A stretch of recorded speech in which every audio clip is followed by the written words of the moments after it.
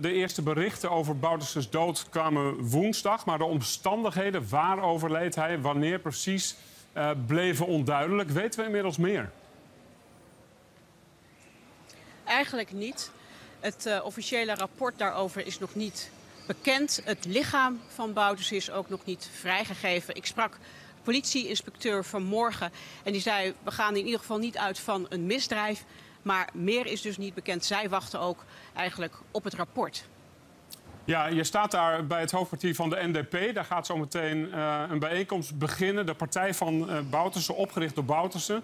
De vicevoorzitter van de NDP, hoorden we net zeggen, hij krijgt een once-in-a-lifetime begrafenis. Een groots afscheid. Hij is veroordeeld voor die decembermoorden, voor drugscriminaliteit. Is er inderdaad een kans voor zo iemand op een staatsbegrafenis? Als het aan de NDP ligt, wordt het inderdaad een grootse begrafenis, een grootse uitvaart. Morgen is er een persconferentie belegd door de Surinaamse regering, waarin zij meer informatie zullen geven over die uitvaart. Dat staat in het persbericht. Ja, je zou denken van hoe kan zo iemand die veroordeeld is dan een staatsbegrafenis krijgen. Het is wel eerder zo gegaan in Suriname dat oud-presidenten, en dat is Boutersen natuurlijk ook, wel een staatsbegrafenis krijgen. Je hebt ook nog de mogelijkheid, geloof ik, tot een begrafenis met staatseer. Dat is iets anders. Als het aan de NDP ligt, wordt dat dus groots. Zij hebben het zelf overigens niet aangevraagd, een staatsbegrafenis, begreep ik. Maar we moeten afwachten wat morgen de Surinaamse regering hierover zal bepalen. Goed, we komen zo bij jou terug. Nina, de politiek in Suriname gaat uiteraard door. Eind mei zijn er parlementsverkiezingen. De vraag is welke impact het overlijden van Boutersen op die verkiezingen zal hebben. De man is eigenlijk... Hij heeft langer dan 40, 45 jaar heeft hij Suriname gedomineerd. Hij heeft het voor elkaar gekregen om een eenheid te kunnen smeden in onze samenleving. Om alle culturen, alle etniciteit bij elkaar te brengen. En heeft ze allemaal kunnen huisvesten in de Nationale Democratische Partij. De dood van Desi Boutersen zorgt voor een politieke aardverschuiving in Suriname. En dat terwijl de volgende verkiezingen in mei volgend jaar hele belangrijke worden. Een paar jaar geleden werd er veel olie voor de kust van Suriname gevonden. En de komende kabinetsperiode zullen daar de eerste opbrengsten van binnenkomen. Alle partijen gaan hard werken om regeermacht te verwerven.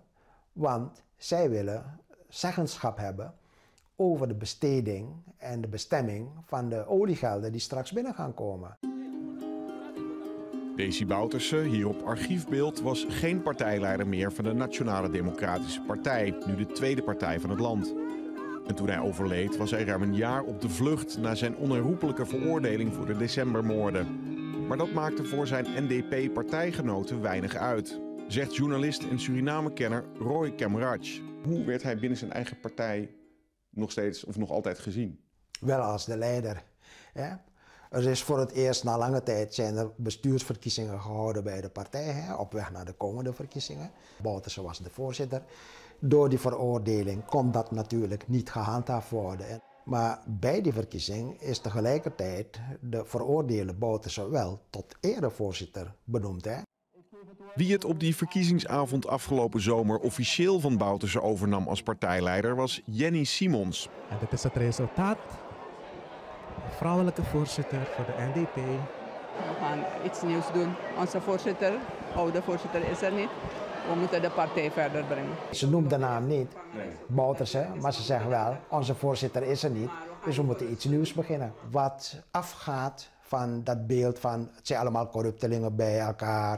Het zijn allemaal mensen die hun eigen belangen nastreven en zo af en toe wat doen voor het arme volk. Zij won die verkiezing van Ramon Abrahams, jarenlang de rechterhand van Boutersen. Hij is nu ondervoorzitter van de NDP. Er is op het ogenblik geen sprake van een onderlinge strijd. Misschien wordt dat van buiten, maar dat is er niet. De gelederen zijn compleet gesloten op het ogenblik. En vanuit een gesloten verdediging zoeken we de aanval op om de verkiezingen te winnen, zoals de militair dat altijd zegt. De dood van Boutersen beïnvloedt de hele Surinaamse politiek. De populariteit van zittend president Chan Santokki was al behoorlijk laag. Hij gaf familie en vrienden hoge posities. Het levensonderhoud is duur in Suriname en hij kreeg Bouterse dus een jaar lang maar niet achter de tralies. En met Bouterses dood verloor Santokki ook zijn favoriete politieke vijand. Het zal mij benieuwen of hij weer die sterkte krijgt die hij toen had in 2020. Er zijn mensen die zeggen, we vertrouwen de NDP van Bouterse niet. Dus daarom kiezen we toch weer voor Santokki. En hier zie je de verandering. Dus Bouterse is nu weg. Dus die ontevredenheid over Santokki kan zich nu makkelijk toch gaan bewegen richting de NDP. Het worden heel spannende verkiezingen. Vanwege de dood van Bouterse en vanwege de olieinkomsten. Dat zijn de twee belangrijke dingen die nu een rol gaan spelen. Gaat de NDP winnen in mei volgend jaar? Ik denk niet dat er een andere partij zal zijn die de overwinning zal halen. Maar ik wil nog verder gaan. De NDP gaat de grootste verkiezingen winnen. Met het heengaan van Bouterse denk ik dat de partij zelfs groter en sterker wordt. Waarom? Omdat de sfeer die er nu is in het land, geeft dat al aan. We merken het. Je voelt het gewoon. Ja, Nina, jij sprak hem eerder vandaag, de ondervoorzitter van de NDP. Die dus suggereert dat Bouterse ook na zijn dood in de verkiezingscampagne nog een rol zou kunnen spelen. Hoe zie jij dat? Ik denk dat de partij Bouterse zeker gaat gebruiken. Ondanks dat hij is overleden. Dat zie je nu al.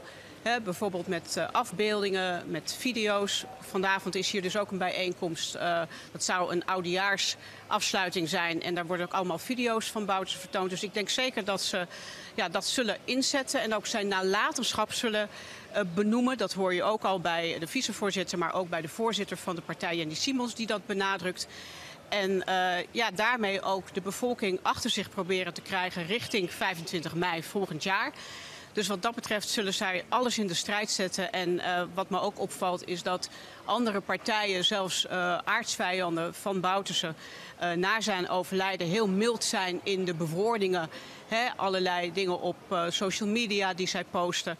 Dat je ook je afvraagt van, houden zij er ook geen rekening mee dat de NDP, die al volgens peilingen vrij groot kan worden, misschien nog groter wordt. En moeten wij dan daar geen rekening mee houden en in ieder geval deze partij nu ook in ieder geval goed houden. Dus ja, het zou zo kunnen zijn dat de dood, het overlijden van Bouterse weer een nieuwe dynamiek in Suriname teweeg brengt en de partij inderdaad groter maakt. Tegelijkertijd, de leider is overleden.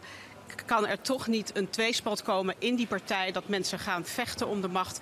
En als dat gebeurt, dan denk ik dat het de partij juist kan verzwakken. Maar we moeten dat afwachten. Goed, eind mei dus de verkiezingen en de komende dagen, wie weet, meer nieuws over de omstandigheden van zijn dood en over de begrafenis. Nina Jurna in Paramaribo, dankjewel.